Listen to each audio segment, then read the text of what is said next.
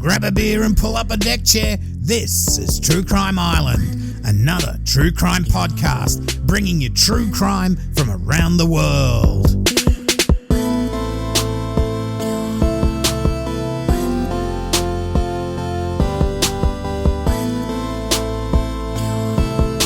Hi, I'm your host, Cambo.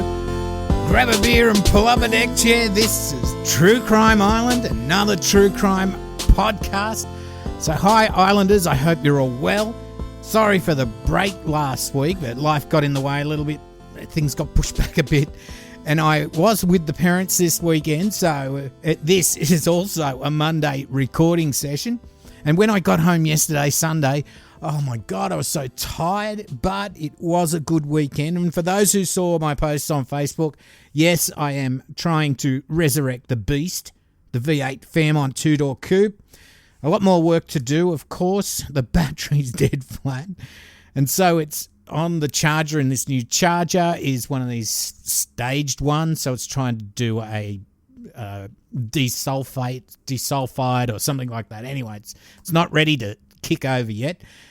So over the last few weeks, we've had mothers killing daughters and daughters taking out hits on parents.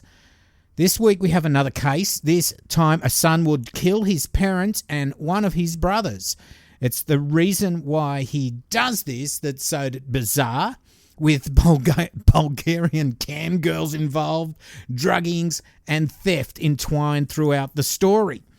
So first off, thank you to all that supported the Hot Pink logo program. The shirts are being shipped as I speak.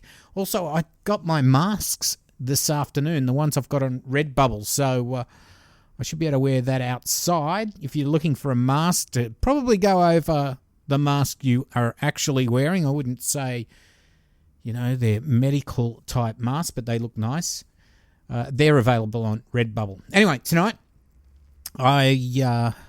what have we done? We've referenced the Orlando Sentinel, the Springfield News Sun, and Court TV. And let's get stuck straight into this. So, this is a relatively recent case. Tonight we go to Chuluota. Here we go again. I should just pick stories with suburbs that I can actually pronounce. Chuluota, Seminole County, Florida, of all places. So we're going to have a Florida man.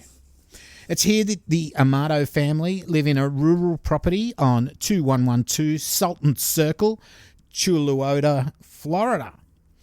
Now, I suppose the main parts of this case happen around late 2018 to early 2019. The Amato family, father 59-year-old Chad, mother Margaret Ann Amato, 61, and their three sons, Jason Amato, 33, 31-year-old Cody Amato, and 29-year-old Grant Amato. I think Jason doesn't have much of a part in this story. It's more Cody and Grant. But Jason is the eldest brother. Chad had previously, this is the father, worked in the pharmaceutical field, but as time went on, his qualifications limited him to a sort of a call center role at CVS, which is an online pharmaceutical company, where he would be contacted for advice on dispensing medicines. Still, he was on about $110,000 per year. This is US dollars, not Canadian or Australian dollars. They're real dollars. Chad was strict but fair with his family, very generous, and only wanted the best for them. He was, however, the one that had to dish out the discipline in the family, which is, that's how some families work. Mother Margaret, she worked from a home office. She'd worked her way up from high school to work for Nuance, which is a large communications company, and apparently she earned about $90,000 a year. So she's doing all right as well. Now, Margaret, she loved horses and had actually rescued a former racehorse that kept wandering into her yard, even though it was a hard road to rehabilitate the horse. And being bucked off several times,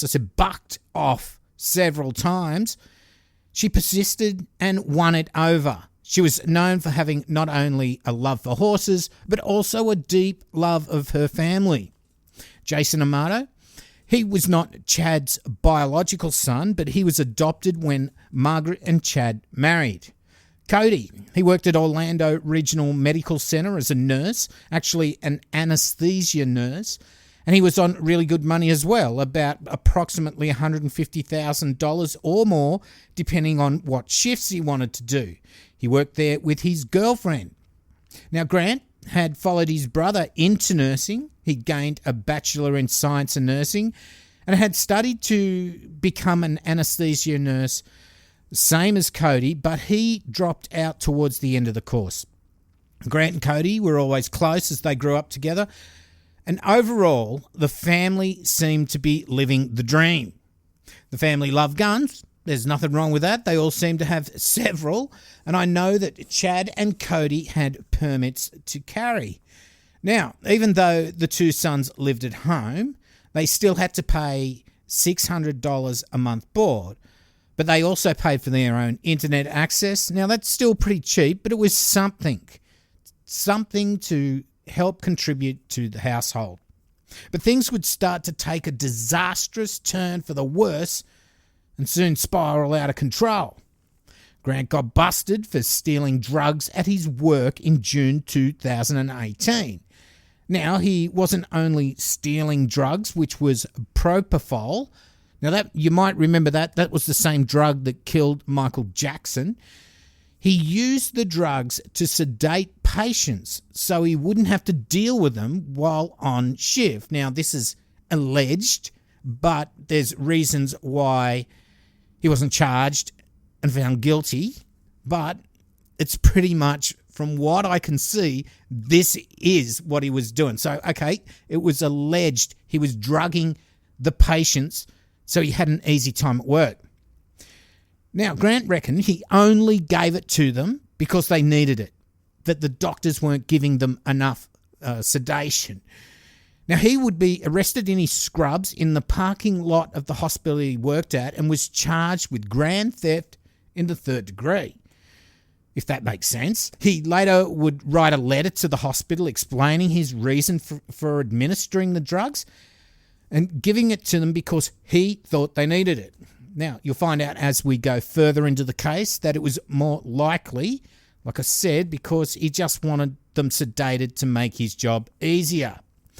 He would be sacked and charged, and he faced a disciplinary hearing as to whether he would also lose his nursing license. So, now he had no job, he had no income. He couldn't get work in his profession at least until the charges were proven or disproven. But at least he was living at home and his parents and brothers were there to support him and get him through this setback in his life. He also, of course, had a $100,000 debt for his studies, which a lot of people would have and would understand. You know, you study for a few years, you've got this bill, eventually you've got to pay it back. He decided he would try his hand at becoming a Twitch streamer. Now, for those who don't know what that is, it's where people will play video games online, and generally what you'll see the game they're in with a small box in the corner of the screen where you can watch the player playing. If you understand what I mean, you're going to actually see on your screen, this is generally the way they're set up, you're in the game watching them play, and just in the corner of the screen, they've got a camera on themselves, so they can react to how they're playing the game. They'll be talking to other players, all this sort of stuff. It is quite big. That's how Twitch started out. It's not sort of what it's known for now. Now it's infested with cam girls squeezing money from teenage boys who aren't, say, allowed to watch Pornhub. But that's another tangent I'm not going to go down at the moment. Check out my mate It's a Gundam on YouTube if you want to see what Twitch has become. Anyway, but idle hands will do the devil's work, so they say. And this would be true for Grant Amato. Now, he loved playing video games, not only with his brother, but with his good mate Jericho Fine. Cody, he'd build a couple of pretty high-end computers. He didn't mind spending the money because he loved hanging out with his brother. So Grant and Cody would actually build them, but Cody was the one who was paying for everything. But being online and having a lot of time to be online, Grant, who'd only ever had one girlfriend while at school and hadn't had a relationship for years, he started to go searching for a bit of porno, as you do, you know. Well, when I said idle hands do the devil's work, well, you could say that Grant's hands weren't so idle. In fact, probably the opposite. And not satisfied for just watching some stick flicks, he started to wander into the world of cybersex. Cybersex. It's out there, people.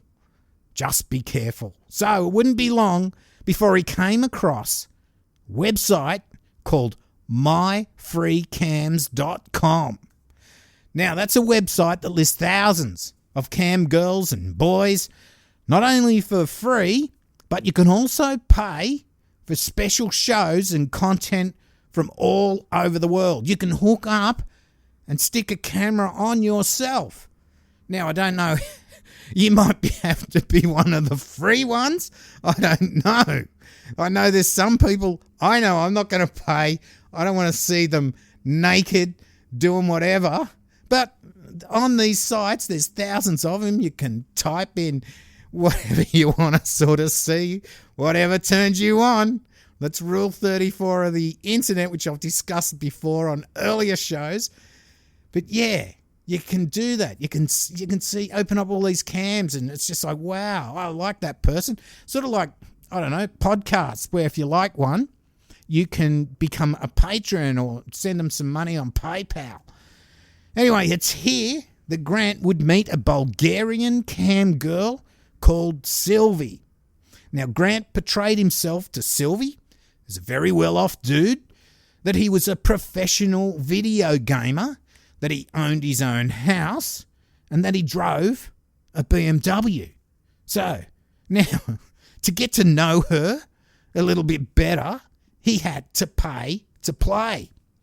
Now, Sylvie would charge, and I'll do the maths for this when we've finished. Not finished, but in a minute. Sylvie would charge 90 tokens a minute. Now, you could buy 5,000 tokens for $599.99, so basically $600. So, like I said, I'll do the maths for you here.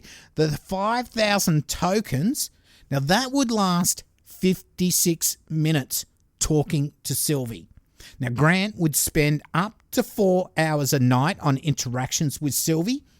Now, he was also part of a chat room for her highest benefactors, which included 6 other guys, a Jim, a Josh, an Ian, a Sven, a Frank, and a Wolf.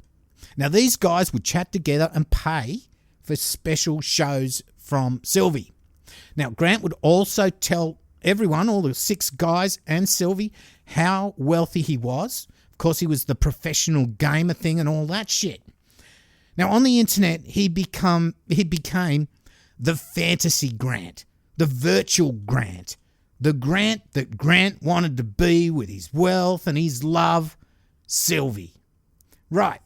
Now, this is a guy who's living at home, he's unemployed and facing charges that could ruin his chance of ever being employed, let alone getting any sort of decent job. So, as you can imagine, Sylvie did believe he was well off. Now, out of this, with this 56 minutes, that the 5,000 tokens, which cost virtually $600 US, so $600 doesn't even get you 1 hour. He was spending, on average, around $2,400 a night on Sylvie. And on some days, he spent over $20,000. Now, that was a night in November. Now, that's 20,000 US dollars in over a period of 24 hours or so. Fuck, that's a lot of money. Now, so where's he getting this money from? Yeah, as we know, he's living at home, and he's unemployed. He's got no income. Well, he'd get a little bit from here, a little bit from there. He had his father's credit card details. Now, they were given to him to help with his Twitch streaming career, to help promote his Twitchness, I suppose. But the parents, they didn't really know how this Twitch thing worked.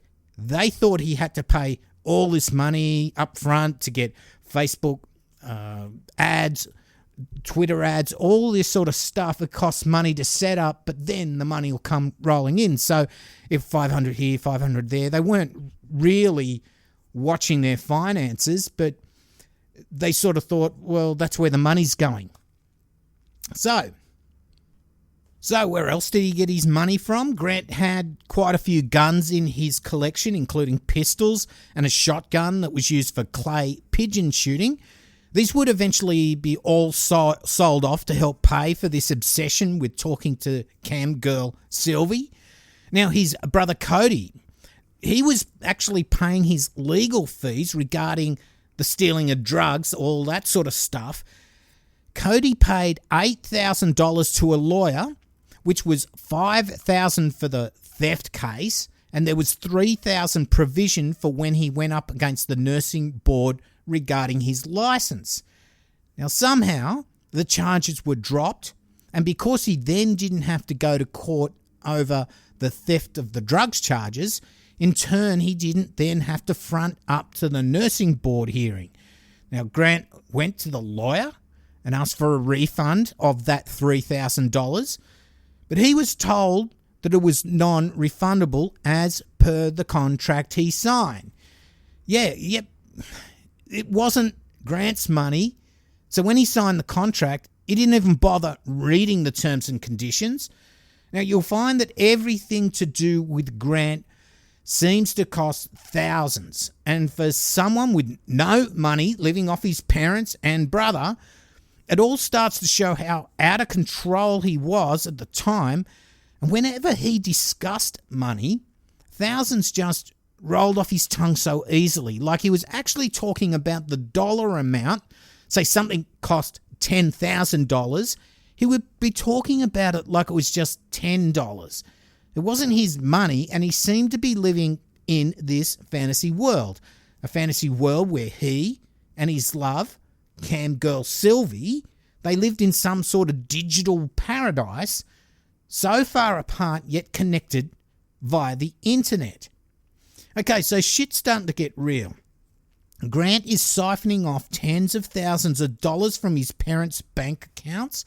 Grant, depressed after getting busted at work for stealing drugs and sedating patients, he was girlfriendless for years, is getting sucked into this virtual fantasy world where the only one who seems to give him any pleasure is Sylvie, his virtual girlfriend. But Grant sees it much more than just a pay-to-play online girlfriend experience. He sees it as much, much more. Sylvie even sends him birthday cards sealed with a kiss. Grant sends her sex, toys and lingerie for Sylvie to model for him. So this is where you're going to get some strange things on your credit card. Well, his mum, dad and brother were. Now, I need to clarify this right now. Sylvie is under the impression that Grant is independently wealthy and can afford to pay her the huge amounts that he does. It is her job being a cam girl or internet model or whatever you want to call her. She doesn't in any way give the impression to Grant that she is his girlfriend other than paying for the girlfriend experience online. And why would anyone think that way anyway? It is her job to interact with her customers. Those who pay more get more attention. They get more explicit shows. She does cop a lot of backlash from the internet over this whole saga, but really she had no idea what was really going on until Grant's family start to notice that it not just a few thousand or even tens of thousands of dollars have gone missing from their accounts, but hundreds of thousands of dollars. In a few short months, Grant had basically wiped out the family's finances to the tune, and get this, of over $200,000. Yes, $200,000 gone in such a short time. We're only talking a few months. All of it went to Sylvie, the Bulgarian cam girl. I suppose when we calculated how much the tokens were to buy and how fast Grant was spending them, around, on average $2,400 a night, it doesn't take long to rack up $200,000 worth. Now, Chad Amato, the father, he is pissed off. Basically, his retirement funds are gone. Now, he would have to take out a $150,000 mortgage on the home because of this. Other family members have lost money, and all to Grant's online porn addiction, this Sylvie cam girl. Now, it's sort of like a real, what the fuck were you thinking, Grant?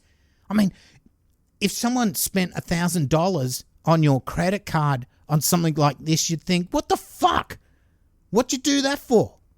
We're talking $200,000. Now, this was fraudulently taken, some of it, but Chad Amato, he even let this fraud go through. Grant got a line of credit through his name, but Chad let it go through so Grant wouldn't end up getting charges against him. He's already facing charges. He didn't want anything more to happen to him. He didn't want him to go to jail because of that. So he sort of went, yeah, okay, you got a line of credit through my bank, but I'm just going to let that go. Now, the family went through his online records, and of course, they had to go and check their bank accounts, and this is how they discovered where this money was going. So there's money going out, but it's all going to one place. Now, rather than just kick Grant out, I mean, they were angry, they were pissed off, they were shocked, but decided the only way to sort this out was to try and break him away from this virtual girlfriend, Sylvie, and try and restrict his online activities. The family contacted Sylvie and told them the truth about Grant, how he wasn't wealthy, he lived at home, and drove a shitbox Honda, not a BMW. She seemed to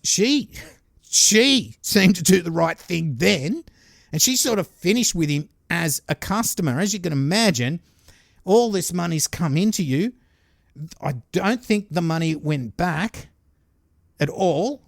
It wasn't like it was, how can I say, when you do a chargeback on your credit card, that's not going to happen. Because if they do that, then Grant's going to be in trouble with the cops. So they've just had to just say goodbye to this. Sylvie's just tried to do the right thing and go, okay, I know that guy now. I'm not going to deal with him. I'm going to take his money from him. Okay, so remember, Jericho is one of Cody and Grant's friends who they play video games with. Now, Cody and Jericho, they planned a trip to Japan, which included Grant. Now, as you know, Grant's got no money. So Cody coughed up the $10,000 it would cost for the 2-week holiday. Now, I see this as a way for Cody to help his brother get his mind off all his worries, to help try and make a break from Sylvie and be able to come home after the holiday and try and get his life back on track. Now, you can start to see how much Cody loved his brother. Grant had touched him for a lot of money as well, but still, he just wanted Grant to get back on track. But, sometimes it's more family over money. The money doesn't matter. We can always earn money, but I can't get my brother back. And that was very much the case here. While over in Japan, Jericho noticed one day that Grant was acting a little bit strange and Cody seemed concerned, and there was a little bit of tension between them. Grant then went missing for a couple of hours and they found him in one of those pachinko parlours. That's one of those places you gamble with those little ball bearing things. Now, Grant was using his tablet on the free Wi-Fi. Then Jericho noticed his Discover card was used to make unauthorised charges. He would say one went through, this is the charges, but the other two were denied, and they were for my free cams tokens. Now, what a nice bloke. You're in Japan on a trip fully financed by your brother to help you get over the fact that you spent all your money, all of everyone else's money, on a Bulgarian cam girl. You somehow get your longtime friend's credit card details, Jericho, and steal his money to get back in touch with this girl. Not only for the $599.99, let's say $600, as that had run out, but then try and get more tokens on his card. Just more hours. You just got to have more hours to talk to her, for fuck's sake. Jericho's, he didn't know any of this at the time. The fact that he was having problems with this cam girl, that he'd spent all this money. They'd sort of kept this away from other people. So he didn't know where these charges on his card were from when he got the notification. He did know that his credit card was frozen while overseas on this holiday. That's what he did know. Now, I know the feeling, having my Amex frozen the day before flying to Thailand. Now, it's not a good feeling, but Amex did have a replacement card for me delivered to my hotel within 36 hours. So as I'm flying over there, I land the next morning. It was sitting there down in the reception, which is really good. It's not an ad for Amex, but when you do have a good company sorting you out, they will make sure you're okay. I don't know how his Discover card for Jericho went, but look, Cody had money. Maybe he just ended up having to pay for everything. So obviously the tension between Grant and Cody was because Cody must have seen Grant on his tablet talking to Sylvie and wondered where he was getting the money to do it with. He knew it cost $600 and he knew Grant had no money whatsoever. Anyway, after the Japan trip, Grant had an argument with his father, which, as you can imagine, was probably a daily occurrence. Now, Grant walked out of the house and went to the home of his aunt, Donna Amato. Straight away, she noticed strange charges on her credit card. Soon, strange charges were appearing on credit cards belonging to Grant Amato's grandmother, Gloria Amato, Uncle Troy Amato, and one of his cousins. So everyone's suddenly getting, where's this my free cams charge coming from?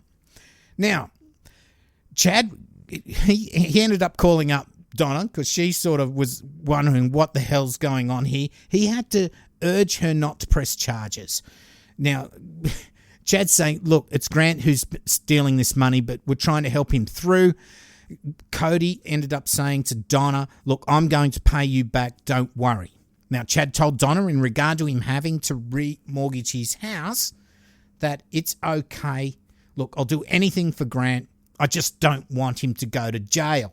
So here we've got the father, the brother, all the other family members are getting touched, and he seems to be not getting any consequences whatsoever.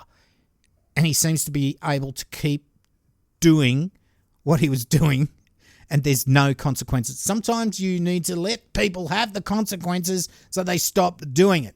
Anyway, the Amatos, that's the family, that's Chad and Cody, took shifts outside Donna's place to prevent Grant from taking off. Now, that's really weird, but that's what they did. Then on early December the 22nd, Grant's family surprised him in the driveway of Donna's home, and they drove him to a voluntary rehabilitation clinic for internet gaming and porn addiction in South Florida. Now, Cody would cover the $15,000 6-week program's cost. So here we go. The family are going to have an intervention here. That's why they didn't want him to run away from Donna's house. They're going to try and do, this is another $15,000. But when you look at the hundreds of thousands, 15 grand, his brother doesn't mind spending another 15. He's just spent 10 grand on him at a Japanese holiday. We've got to try and help this guy, this Grant guy. He's part of our family. They genuinely love him and care for him, even though what he's done. Now, When he's in this $15,000 6-week program, he didn't stay the entire time. He checked himself out as cured on the 5th of January after only 14 days of that 60-day program. So he could only handle it 2 weeks. Now, when he was in there, you can imagine, he's got no phone, no tablet, no Wi-Fi, no internet, no Sylvie, no free cams, nothing. He sat there for 2 weeks and he just couldn't handle it. And he just walks out the door saying, "No, I'm fine now. No problem.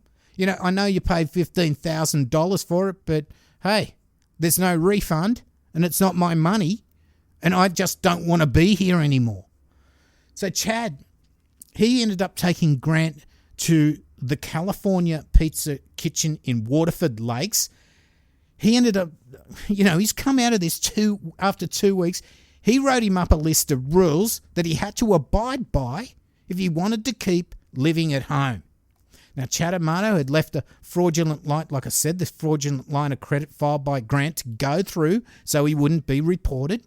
So basically, what these rules were, that Grant was to get a job, which you can imagine there's nothing wrong with getting your son to go out and get a job. He should stay off the internet all night. His phone service would be terminated as his father was paying for it. It was in his father's name.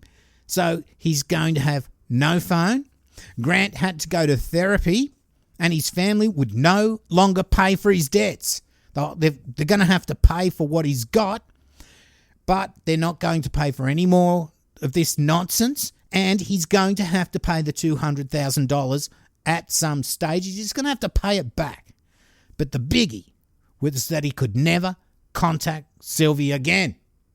Now, even with these restrictions, Grant would use his mum's phone to try and contact Sylvie on Twitter. Now, this is free to send her a message on Twitter, but she ignored his messages. Well, she'd probably ignore a lot of messages. Some of these cam girls just use Twitter, Facebook, and all that just to sort of try and promote their My Free Cams or whatever other service they're on. Okay, so Grant is grounded, but all his family are trying so hard to help him out, to support him and shake him out of this obsession with Sylvie the cam girl. Now, I told you how frustrating it must have been for Jennifer Pan when she basically lied for 4 years about attending university, and how even I was feeling frustrated thinking about it. Grant has basically, over the period of 6 months, gone from having a pretty good job to emptying his parents' bank account, stolen from anyone he could get credit card details from, including close family and friends. He sold off anything he owns that was of any value, and even after tens of thousands of dollars have been spent on him with holidays and rehab, he still can't break the addiction to this virtual girlfriend. Now, on or around the 10th of January 2019, Grant was over playing video games at his friend Blake Turpin's place. Now, later, Blake was cleaning out his closet where his 9mm pistol was kept and noticed it missing, along with 6 rounds of ammo. Now, Grant was the only person other than himself that had been in the room. Now, we'll get to the 24th of January 2019, and this is where things escalate out of control. Now, Grant's home all day as usual. His father Chad goes to work, and later in the day Cody goes to work. Margaret is working from home and is in her home office. Grant walks into his mother's room and shoots her in the head with the 9mm pistol he'd previously stolen from his friend Blake. She slumps forward onto her desk. A glass of wine, unfinished, stands on that desk. At 5:25 p.m, Grant's father arrives home. 67 steps later, while he places his lunchbox onto the kitchen table and unaware of his dead wife in the other room, Grant sneaks up behind him and shoots him from behind the ear. Chad falls to the floor and tries to crawl to the kitchen counter. Grant stands over him and shoots him in the back of the head. The bullet goes straight through his brain and chips the kitchen tiles. Grant then goes and gets a holster and belt, puts one of Chad's pistols in it and secures it around Chad's waist. But the holster is on Chad's right hip but the holster is around the wrong way. Grant then uses his father's dead finger to unlock his iPhone. He cleans the finger on his father's bloodied hand. He then changes the lock screen as he hasn't finished using his dead father's phone yet. He then sends a message from his father's phone to Cody asking when he'll be coming home. At around 8:30 p.m, Jennifer Sawyer, a neighbour of the Amatos, hears 4 or 5 gunshots, and she would say that was strange to hear gunfire at that time of night. It had been dark for hours. She didn't contact police or try to find out anything more about these shots. This is quite a rural area. Now this would be Grant firing Cody's pistols, and he would collect the empty shells. At 10 p.m, Cody arrives home from nursing. He's in his scrubs and parks outside the house under a temporary carport. He walks in through the garage, and on entering the access door into the house proper, Grant shoots him in the head. Grant had been up against the wall, waiting for him to walk in. Grant then pulls his brother's body into the room and closes the door to the garage area. Grant then places one of the shells he collected previously near his mother's dead body. He then places 2 shells near his father's body and then one near Cody's body. He's staging the scene to look like Cody has killed his mother and father and then suicided himself. At 11:28 p.m, Grant performs an internet search on his father's phone to find out how to wipe an iPhone, in particular Cody's iPhone. You know, Cody either didn't have a fingerprint lock set up or his dead finger didn't work. Grant had to get into Cody's iPhone as he had what's called a blink camera set up in his room, and that was monitoring his computer so Grant couldn't use it while he was at work. Grant needed to be able to delete the video files that would be logged on Cody's phone. Now he can't get into Cody's phone, but at least he's able to delete the app, this Blink app that was on his father's phone, later at 12:31 a.m. Now Cody's phone would never be found. At 12:08 a.m, Grant again uses his dad's dead finger to open the banking app on his phone, his iPhone. Cody then adds an authorised transferee account, which he called Chad's son, to Chad's account and links this to his own bank account. He downloads files to a USB key. Now this included photos of checkbooks, debit cards and credit cards. He also takes his father and Cody's credit and debit cards out of their wallets while they lie dead. He pulls the USB key out of the computer at 12:30 a.m. and as I mentioned before, at 12:31 a.m, he deletes the Blink app from his father's iPhone. That also deletes any videos that would be sitting on his father's iPhone. He then puts his father's iPhone back near his body. At 2:05 a.m, he leaves and arrives at the Publix supermarket car park, where he knows he can log onto the public Wi-Fi when he's parked at the car park. His Surface Pro MAC address is logged by the Publix Wi-Fi system at 2:56 a.m. At 3:02 a.m, he opens up My Free Cams and then goes straight to Sylvie's webpage. At 3:06, he opens and then he reactivates his My Free Cams account and he buys $599.99 worth of tokens to spend on Sylvie with Cody's credit card. Grant stays connected to the Wi-Fi until 5:02 a.m. He then checks into the Doubletree by Hilton Hotel at Orlando East UCF area, and at 9:45 a.m. he has a phone interview for a job. At around 10 a.m, Cody fails to turn up to work, and this is highly unusual. Chris Sisko, friend and colleague of Cody, calls police and asks for a well-being check. Cody's always at work on time. He's always there early. He never misses a day. If he's ever going to be late or whatever, which they say he never was, he calls and tells everybody. So for him to not turn up, Cody's calling the cops. This is no mucking around. Now, police turn up at 2112 Sultan Circle property and they knock on the door. No one answers. They find an open sliding door and enter the property. They call for backup once they see the gruesome scene. Now, at first, they think Chad Amato is actually Grant, but once the confusion and all that is straightened out, they are on the lookout for Jason and Grant Amato. Initially, the crime scene looks like a murder-suicide, but things just don't look right.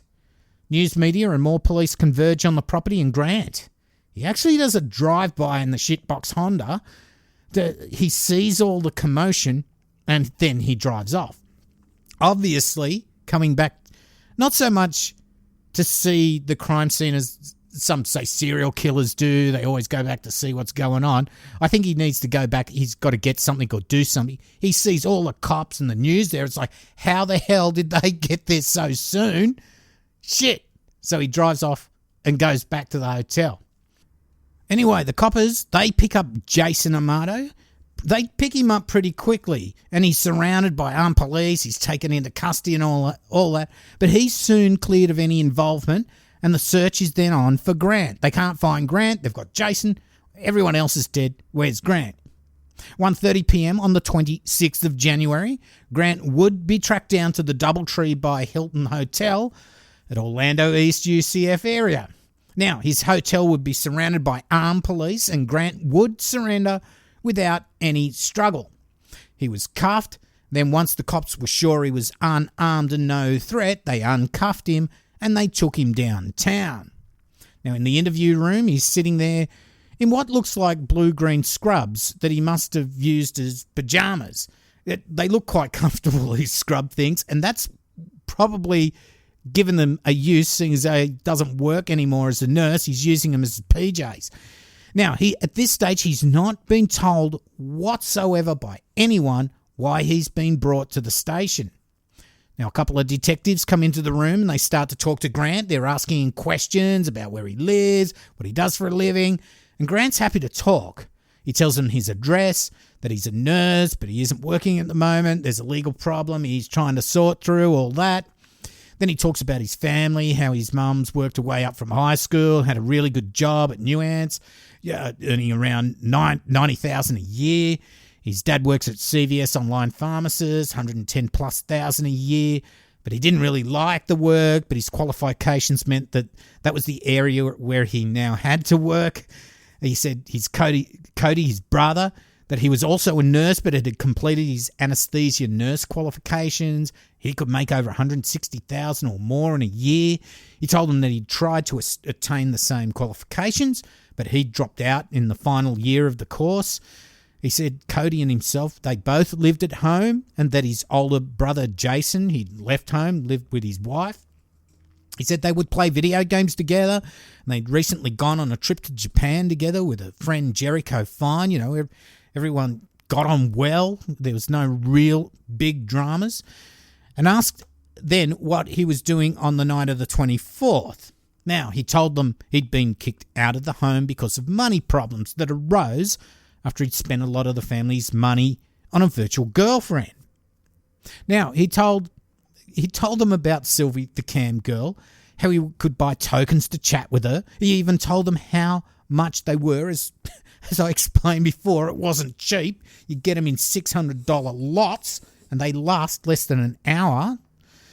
He told them that his father had found out he had contacted this Sylvie again after all these issues he'd had with spending all the money, and after being told that if he did, he would be kicked out.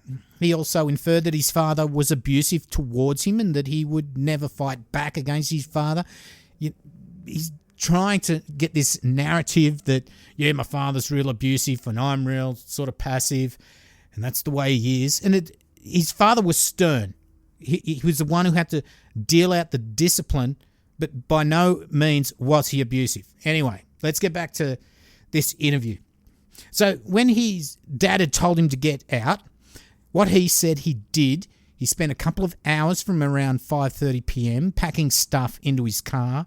He had to get some USB keys done. He had to get clothes and all this sort of stuff. And then he said he drove down the road, and then at about 10 p.m., his brother Cody left work and went to see him after he was told Cody had been told by their mum what had happened in the afternoon. So Grant's just driving around the streets, up the road, away from the house, and Cody, on his way home, is going to sort of find him and just have a bit of a chat. Now, Cody found him up the road a bit. This is what Grant says. Had a chat and said that he would go home now and try and smooth everything over with the father. Grant then says Cody gave him his his debit card and left, and he was only there for about 10 minutes or so. Grant then said he just drove around for a little bit more, and then he went to Publix supermarket car park to hook up to their Wi-Fi. Now, he stayed in the car until morning, then got dressed into his suit, and then went in for a face-to-face job interview. Okay, so the detectives, they already know a lot more than they're letting on, and they still haven't mentioned the death of Grant's parents and brother. So in all this time, Grant's sitting there. He's been dragged in by the coppers. They're asking him all the questions about his family, what he does, what he's not doing, and yet they haven't even said your mum, your dad, and your brother's dead, and Grant hasn't even asked. This is why everything's so weird. Why hasn't Grant asked why he's there? He's just chatting away. And it's like, what? Hang on, guys. If I got dragged into the cop station like that, I'd be thinking, what do you want? You know, please tell me. But he's just going on and on, telling all these stories. So the cops, they start to push him a bit further for more detail. Where he was, at what time, and they're letting him know that they can find out all of this with traffic cameras and phone pings, phone records, all this digital footprint. They can basically find out everything, so don't lie, because we'll find all this out. The thing is, they've found out most of it already. Now, he's asked when he last saw his family and the last time he was at the house. Now, Grant told him that he was going to go back to the house on the 25th after being kicked out on the night of the 24th, but then he saw news crews and police near his home, so he decided not to go there, and he drove back out of the area. Now, the cops ask him, well, you saw all these cops and news crews basically out the front of your house, or just up the road a bit anyway. Did you do a Google search for whatever commotion would be happening near your house? And eventually Grant says, yeah, he did do a news search and found there may have been a shooting. Now, this is really bizarre. If you driving home from work or something, and you saw all these cops out the front of your car and they're not letting you through, you know, what's going on, the first thing you'd do, you'd start searching on Google, what's going on down here, blah, blah, blah. If it wasn't at your house, if you were directly involved, they'd probably say, what's your name? Yeah, come through, go and sit over there, we'll tell you more. But you're going to Google what big news event is happening in my area. And that's what he did do. Of course, it's on his internet browser history. So then the cops really start to go him a bit. The detective says that there's news crews and cops out in the front of your house, and even after Googling that people have been shot and you're in a police interview room right now, not once have you asked about if your family are okay. Now, Grant sort of answers why do you think you're here from the cops. He sort of whimpers it. Maybe someone in my family is dead? And then Grant, he changes his story. He says that no, he didn't meet Cody up the road, and that he left after he got home at around 10 p.m. So he didn't go out at about 5:30, 6 o'clock. He didn't go up the road and he waited for Cody to come and meet him up the road. No, actually, I didn't leave till after 10 p.m.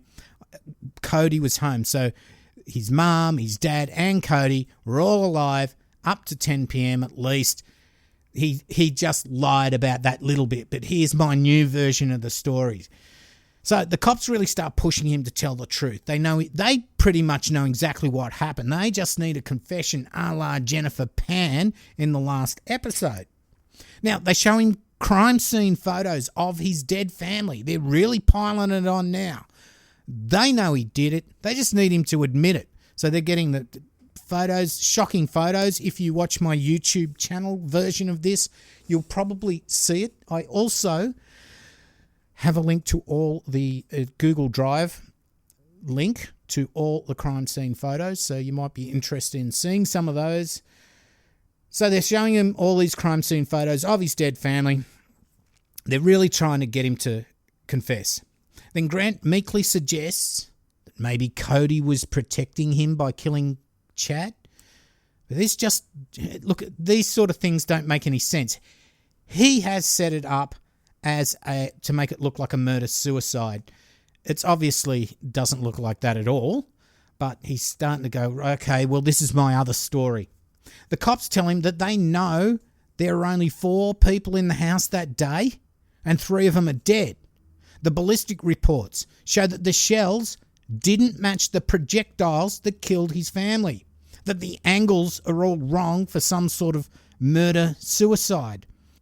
They tell him that they've found a USB drive in his car, in Grant's shitbox Honda, and that has photos of passports, credit cards, and debit cards of all his family members.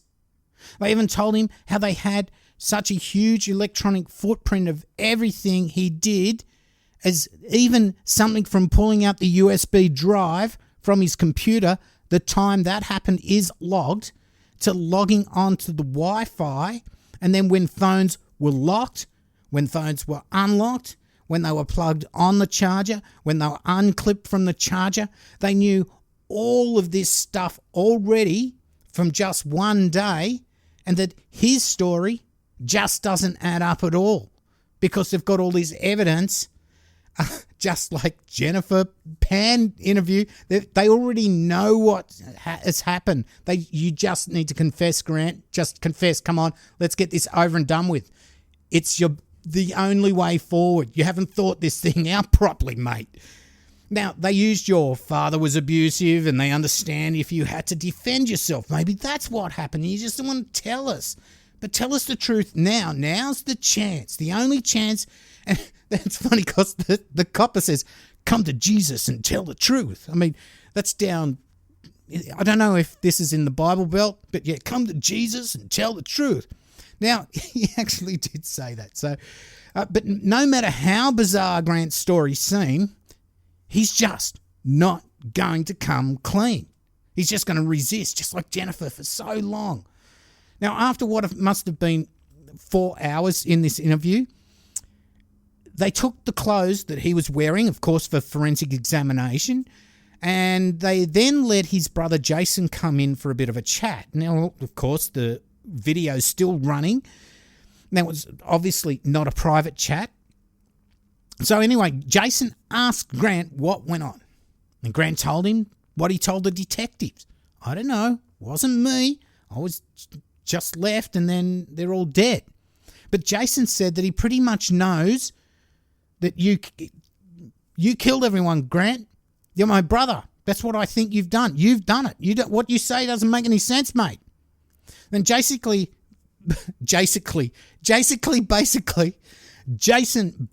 tells him to stay away from him and his family. But he still loves him. But he's just really scared to be around him. Now, it's about the end of the interview at this stage. Now, Grant's allowed to leave, but he can't go back to his hotel. Obviously, they're still doing forensic on that room, so the cops help him find one. Now, you might think that why let him go? But they had surveillance on him from the moment he walked out of that police station until the next day when they arrested him and charged him with 3 counts of first-degree murder. So, then we get this trial. Now, if you're interested, on YouTube you can find not only Grant's interview, but also the crime scene body cam footage. There's body cam footage when they went to get him at the Doubletree Hotel. And there's all the trial footage. It's quite interesting. A lot of hours, but if you want to find the story from the start to the end, that's not a bad old thing. Just the same as the Jennifer Pan interviews were quite interesting. Now, the amount of evidence they had against him was a lot of it circumstantial, or I guess phone records for his brother, for his dad. You don't know exactly who's holding the phone at any time, but it's still pretty much, when you put it all together, all this evidence strengthens other evidence. And Grant, he's still going to plead not guilty. He's not given up on this. And as I said before, they had traffic cam footage of when his dad got home, when his dad plugged his iPhone into the charger in the car. They know the music he was listening to at that moment. When he unplugged it, you name it, they had such an electronic footprint of everyone that was involved in this. The last interaction his mum had on her computer, that showed the time that she was killed. She was talking to people basically right up to the moment where messages were failed to be answered, emails, all that stopped. His dad and Cody, they were still at work at that time, and Grant told them he was at home at that time. Then, when his dad got home, his lock screen on the iPhone got changed, and it was done with the dad's dead finger. Then they knew when Cody left work and how he was still in his scrubs when killed and had been dragged into the house and the door closed behind him. Now, there was blood in the door jamb. So that showed that the door was open when he was shot. There was blood sprayed into this door jamb. Then his body was dragged in and then the door was closed. There was blood in the closed door jamb. That showed that the door was actually open when he was shot, and then somebody had dragged his body in through the door so that they could close the door behind him. Also, they found blood under the holster on his father, Chad. So out of the blood spray, how does it get under the holster? So the holster was put on after he was shot.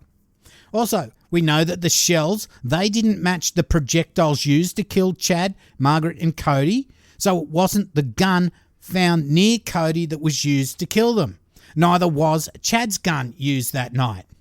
So prosecutors showed how it was Grant's obsession with Sylvie the cam girl that brought all this on. How he'd spent over $200,000 of his family's money on Sylvie in just a few short months. And now that he was being kept from contacting her, that this is what drove him to kill everyone. The people who were stopping him from going to Sylvie, being able to chat with her online, the people who'd blown his cover with her, he had to kill them.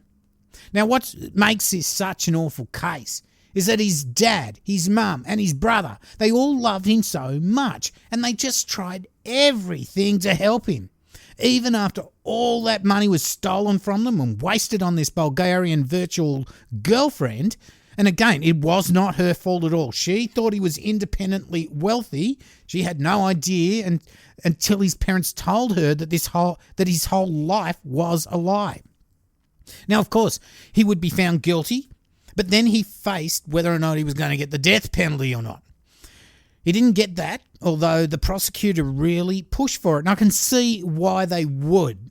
When you look at every absolute minute detail in this case, you can see why the prosecutors wanted the death penalty. Now, if you do watch this trial on YouTube, he basically sits there without any emotion the whole time until they put an image of Sylvie up on the projector and his eyes are just fixed there. It's just like, wow, there's Sylvie. There she is up there. He's just looking at it, just drooling over her. And it's just crazy that he's had so much time already to get over her. He's had time to think about what he has done to his family, not only drained their finances, but he's gone and murdered them all. And he's still fixated over this Sylvie. Now, what must the only surviving brother think? Jason, what he must think of his because he's half brother to Grant and Cody, whereas Grant and Cody were full brothers. He must be thinking that he would also be dead if he happened to just be at the house at that same time, or even if he'd been visiting with his family, that they might all be dead. Now, he literally dodged a bullet. Now, addiction is, or can be, a real tough thing to beat, if you can ever really beat it. Grant only had one thing on his mind, and that was Sylvie. She gave him the thrills in his life that he was lacking. She didn't judge him. That wasn't her job. Whereas he was constantly being judged by his family. Grant was so focused on Sylvie that he was willing to not only financially ruin his family, but steal anything from family and friends just to get his fix. He even took the opportunity 2 weeks before the killings to steal a gun from his other friend to do the job. Then he waited, he planned, and followed through to murder the 3 people closest to him, who loved him, who were doing everything to try and help him get on with his life. For what? Using his dad's dead finger to unlock his iPhone? What a fucking asshole. I mean, remorse? Only that he didn't make it to the airport and fly to Bulgaria. What the fuck would have happened then? I'm sure Sylvie wouldn't be into mixing business and pleasure. Plus, she already knew he was a loser with nothing. In fact, what he did have and give her wasn't even his. This was just a truly unbelievable case. Boomvakalunga. That's where we're going to end the episode this week. Whew.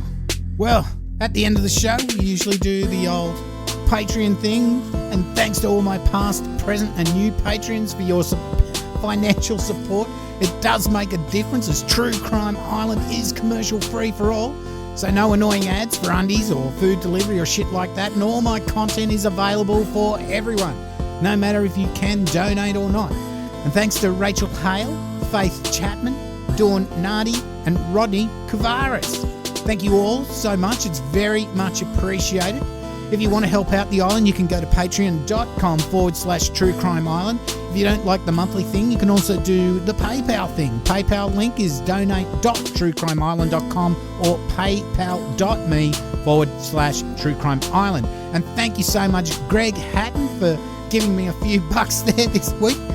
Greatly appreciated. But remember, Islanders, support yourself before you support the island. I know times are tough at the moment. If you are already doing a Patreon thing and you need to drop out, that's no problem. You've got to sort yourselves out before you support the island. The island, like I said, is free. You don't have to support it financially at all. There's all other ways to do it. We've got merch at Threadless and Redbubble now.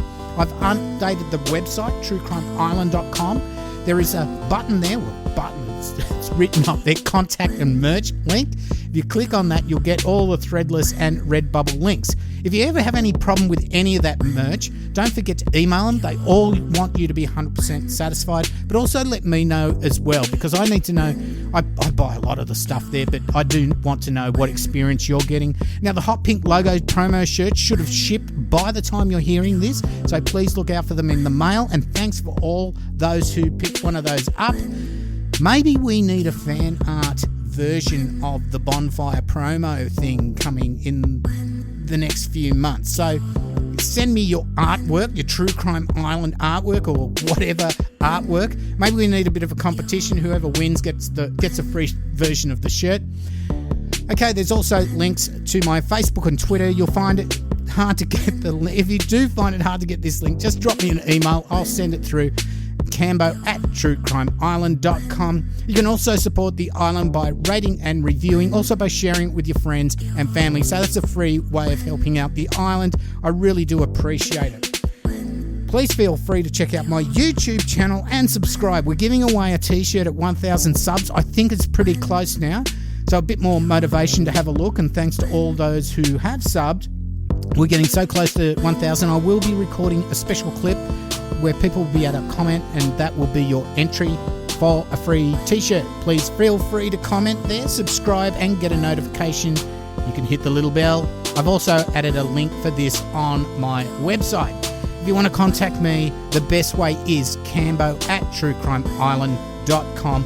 All the other ways are quite difficult for me to go back over and search if required. So if we're having a chat on Facebook Messenger or something like that, and 3 weeks later I go, I got asked to have a look at this case. I can't find it. I can't remember where it is unless I really know you very, very well and know that you were the one who requested a case. It's just almost impossible. So if you email me, I can put a little star when your email comes in, and then I can see all the starred ones. I can actually do a word search. So if it's, do you want to do Bundy or whatever, I can just type in something and I can find who was requesting it. Okay, that's about it. I've been your host, Cambo. You've been listening to True Crime Island. And as I always say, don't forget to delete your browser history. Good night. Boom Fakalanga.